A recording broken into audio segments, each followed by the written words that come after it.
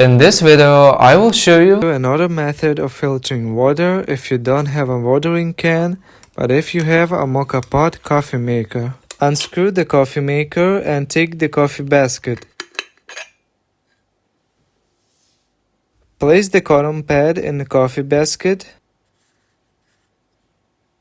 In my case, it is almost the same diameter. The water filter is ready. Let's see how it works.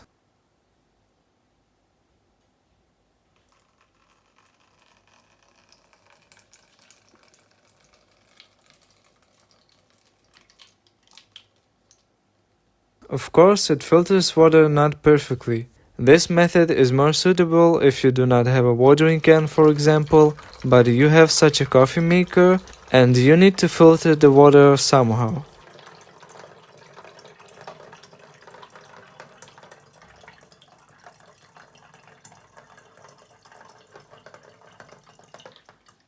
There is at least one plus here. The water is filtered quickly.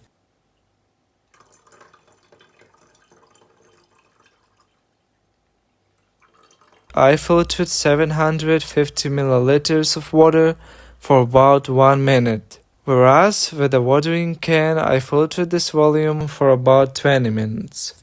You can see it in my previous videos.